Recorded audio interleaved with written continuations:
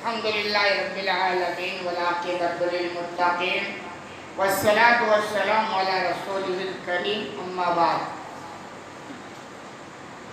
امام بخاری الرحمن نے باب باندھا ہے باب حسن تقاضی. باب اس بیان میں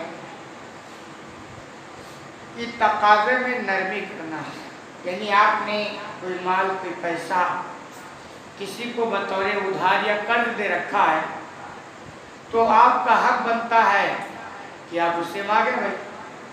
تو کہہ رہے ہیں جب آپ مانگیں تو اس میں اگر نرمی کا پہلو اختیار کریں تو یہ بڑی اچھی بات ہے. دیکھیے میں مسلسل کہا کرتا ہوں، اسلام دین رحمہ بھی ہے، دین فطرت بھی ہے، مکمل نظام حیات بھی ہے.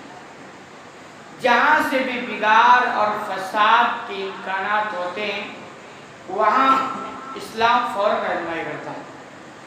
اب جب لین دین انسانوں کے درمیان ہوگا تو ظاہر سی بات اس بات کے پورے چانسز ہیں کہ فساد اور بگاڑ پیدا ہوگا. اس لیے ایک طرف تو یہ ابھارا ہے کہ قرض لینا کوئی اچھا کام نہیں، ٹھیک ہے مجبوری ہے لے سکتے ہیں. دوسری طرف اللہ نے جن کو دیا ان کو یہ بتایا گیا کہ اگر آپ کسی ضرورت محتاج پریشان مند کو قرضہ دے دو گے تو یہ بھی بڑا ثواب کا کام ہے. کیوں؟ سامنے والا ضرورت مند ہے اور اگر آپ اس کی مدد کریں گے تو یہ بڑا ثواب کا کام ہے. پھر ساتھ ہی قرضہ لینے والوں کو کہا گیا آپ کی ذمہ داری بنتی ہے کہ جیسے میٹھے میٹھے بول کر کے لیے تھے ویسے پھر میٹھے میٹھے بول کر کے ادا کرو، اور نہیں اگر آپ دو گے یہ بہت بڑا جرم ہے، چھوڑا نہیں جائے گا. پھر دوسری طرف قرض دینے والوں کو کہا گیا کہ اگر سامنے والا پریشان ہے، حالات سے مجبور ہو گیا ہے، تو آپ اگر تھوڑی نرمی دیں، ڈھیل دیں، سامنے والے کو موقع دیں، یہ بڑا اچھا کام ہے. دیکھیے کیسے لینے والوں کو کہا گیا آپ دینے کی کوشش کریں، دینے والوں کو کہا گیا کہ آپ تھوڑا نرمی برتیں. کیوں؟ اگر یہ چیزیں ان چیزوں میں گائیڈ نہ ہونا تو مسائل الجھ جائیں. لینے والے کو آزاد چلیے لے لیے کوئی مسئلہ نہیں ہے، دینے والا ہے وہ کہے صاحب میرا ٹائم ہو گیا مجھے چاہیے تھا یہاں سے لے کر کے آؤ، یہ اس کا حق بھی بنتا ہے. لیکن اسلام کہتا نہیں اگر آپ تھوڑا موقع دیں گے تو بہتر ہوگا. حدیث نمبر ہے 2391 عن حذیفہ رضی اللہ عنہ قال. حذیفہ رضی اللہ عنہ سے روایت میں بیان فرماتے ہیں سمعت نبی صلی اللہ علیہ وسلم یقول کہ آپ صلی اللہ علیہ وسلم کو بیان کرتے ہوئے میں نے سنا مات رجل، ایک آدمی مر گیا. ان سابقہ قوموں کا کوئی واقعہ آپ نے نقل کیا. اللہ کے رسول صلی اللہ علیہ وسلم کو بہت ساری ایسی باتیں وحی کے ذریعہ بتلا دی جاتی تھی. تو کہنے ایک آدمی مر گیا، فقید اللہ، تو اس سے کہا گیا مفہوم یہ کہ قبر کے اندر اس کے یعنی قبر میں برزخی جو زندگی ہے اس میں اس سے کچھ سوال و جواب ہوا. تو اس سے پوچھا گیا ما کنتا تقول، تم کیا کہتے ہو، یعنی یہ کہنا چاہتے ہیں کہ تمہارے پاس نیکی کیا ہے، کیا لے کر کے آئے ہو. دیکھیے یہی ہے اسلام. دنیا میں بھی اصلاح، آخرت، قبر، میدان محشر، جنت اور جہنم کے تصور سے ہو سکتا اور نہ ہو سکتا. آج دنیا والی اصلاح بہت سارے خرافات کو ختم کرنا چھوڑنا چاہتے نا، لیکن کارگر نہیں ہو پا رہے. پوری دنیا دیکھیے پریشان، اتنے مضبوط قانون، اتنے مضبوط سسٹم سب بنایا جاتا ہے لیکن پھر بھی پریشان. وجہ کیا ہے؟ کیونکہ وہ تو جہاں دیکھتا ہے کہ میں یہاں پکڑا جاؤں گا تو وہاں تو بچ جاتا ہے، قانون کو فالو کر لیتا ہے، اور جہاں دیکھتا ہے کہ یہاں پہ میں کوئی بگاڑ نہیں سکتا ہے پھر اس کی وہ پابندی نہیں کرتا. اسلام کہتا ہے صاحب دنیا میں جیو آخرت کے تصور سے، اور 24 گھنٹہ تم CCTV کیمرے کی نگرانی میں ہو. آخرت کا نجات کا دار و مدار بھی دنیا کے اعمال پر ہے. اب دیکھیں ایک آدمی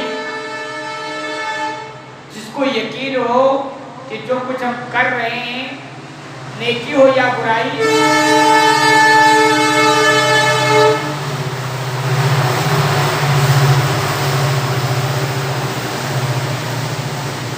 نیکی ہو یا برائی اسی پر دار و مدار ہے قبر میں آرام اور مصیبت کا. اگر یقین ہو جائے تو آپ دیکھیں مطلب پھر 24 گھنٹہ وہ فراڈ سے بچے گا، جھوٹ سے بچے گا، پریشان کرنا کسی سے بچے گا، ظلم کرنا ہو کسی پہ تو بچے گا، کیونکہ اس کو نگاہ میں بھائی قبر ہے وہاں جانا ہے۔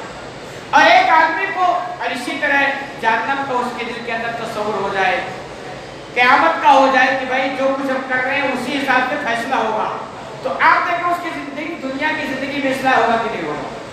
تو اسلام اسی آپ بھی مسلمان تو سب کو مانتا ہے، لیکن اس کا ماننا آپ دیکھیں گے تو زبان تک، دل تک نہیں ہے۔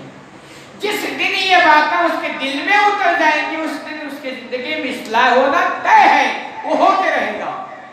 تو اسلام ایسے اصلاح چاہتا ہے کہ دنیا میں ہر اصلاح قانون سے نہیں ہو سکتا ہے جب تک کہ آخرت کا تصور نہ قائم کیا جائے۔ تو کہہ رہے اس سے پوچھا کیا لے کر کے آئے ہو؟ کال کنتا ابائی الناس، اس نے کہا میں لوگوں سے خرید و فروخت کرتا تھا، یعنی بزنس مین میں تھا، لین دین لوگوں سے کیا کرتا تھا۔ پھر تو اپنی نیکی کا تذکرہ بتا رہے کہ میں کیا لے کر آیا ہوں، اور بھی نیکیاں رہی ہوں گی، لیکن اس نیکی کو انہوں نے بتایا، اس پر غالباً فوکس بھی کیا گیا۔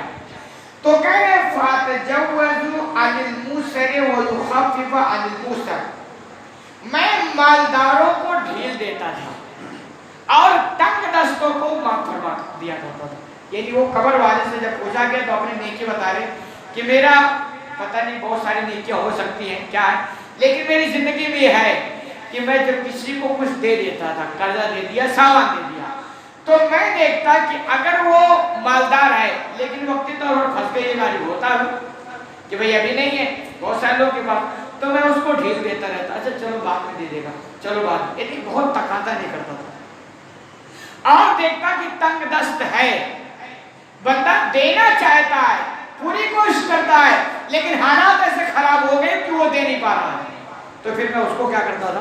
معاف فرما۔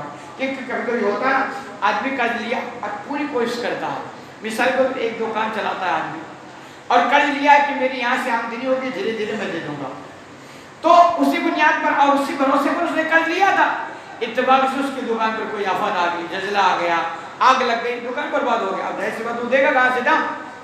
تو ایسے موقع پر سمجھدار کہے گا بھائی شکریہ تو معافی فرما دیا، بہت سارا ڈھیل دے دو۔ تو کہہ رہے وہ اپنی اس نیکی کا تذکرہ، اور آگے کہہ رہے فغفر اللہ، معاف بھی فرما دیا گیا۔ یعنی اتنی بڑی نیکی اس کو سمجھی گئی کہ دوسری نیکیوں کا مطلب تذکرہ ہی نہیں ہو رہا ہے، اور اسی بنیاد پر اس بندے کو بخش کر دیا گیا، اور یہ بہت بڑی کامیابی۔ اس میں آپ سمجھیں وجہ کیا ہے؟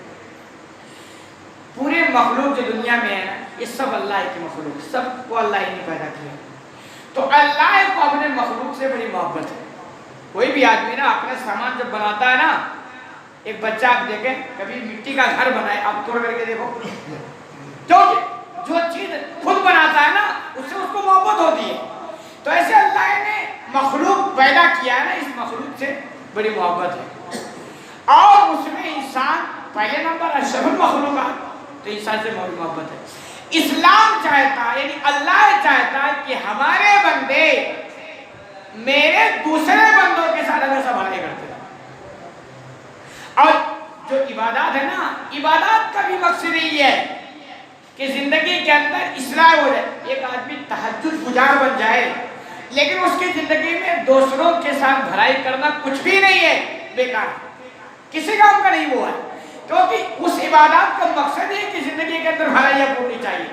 تو کہہ رہے ایک بندہ جو خدمت خلق میں لگا ہوتا ہے، لوگ کے ساتھ بھلائیاں کرتا ہے، اللہ کو اچھی بڑی پسند آتی ہے کہ دیکھیں میں نے، یہ بھی میرا بندہ ہے اور وہ بھی بندہ ہے، مجھے اس سے بھی محبت ہے، اس سے بھی محبت ہے، لیکن ان کی آپس کی محبت تو دیکھو۔ اب دیکھیں جیسے ایک باپ کی 4 اولاد ہو، اور وہ اولاد جب آپس میں لڑتے ہیں نا تو باپ کیا کرتا ہے؟ بہت غصے میں ہوتا ہے، بہت نالائق اولاد ہے یار، چاروں بھائی آپس میں لڑ رہے ہیں، ہوتا ہے کہ نہیں ہوتا؟ لیکن وہی 4 بیٹے اگر بہت پیار محبت سے آپس میں رہے، باپ بہت خوش ہوتا ہے، بیٹے تو میرے ہیں یار، دیکھو کبھی کوئی جھگڑا نہیں، کبھی کوئی شکایت نہیں، سارے لوگ بڑے پیار محبت سے لین دین سب کرتے ہیں، باپ بہت خوش ہوتا ہے۔ تو ایسے مخلوق اللہ کے بندے اللہ نے بنایا ہے، اللہ چاہتا ہماری یہ بندے آپس میں ایک دوسرے کے ساتھ بھلائی کرتے ہوئے جیے، یہ بہت نیکی کا کام ہے، اور اسی کو اللہ بہت پسند کرتا ہے۔ اور اسی پسندی کی بنیاد پر معاف فرما دیا. اس لیے کہا جاتا نا کہ دیکھیے ہر نیکی نیکی ہوتی ہے، لیکن کبھی کبھی وہ نیکی موقع کے اعتبار سے بہت اونچا مقام لے لیتی ہے. تو ہم انسانوں کو چاہیے کہ ہر طرح کی نیکیاں کریں، اور جب بھی موقع ملے نا تو نیکی کرنے کا تو اسے چوکے نہیں. کیوں؟ کبھی کبھی کوئی نیکی کسی موقع پر اللہ کو بہت پسند آ جاتی ہے اور وہی نجات کا ذریعہ بن جاتی ہے. سارے باقی یعنی سارے معاملے ان دوسرے طریقے سے حل ہو جاتے ہیں، اور وہی نیکی جیسے بندے آ رہی ہے کہ اس بندے کی یہ نیکی اللہ کو پسند ہوئی، معاف فرما دیا گیا. اور آپ نے وہ کتے کا پانی پلانے والا واقعہ کہ اللہ کو وہ نیکی پسند آ کہ اس موقع پر اللہ معاف فرما دی. تو ایسے بندے کو چاہیے کہ ہر طرح کی نیکی کرے اور ہر موقع میں جب موقع ملے، چونکہ نہیں کیا پتا کون سی نیکی کس موقع پر اللہ کو پسند آ جائے اور نجات کرے گا. اللہ رب العالمین سے دعا ہے بلال عالمین کے میں کہنے سے جا رہا ہوں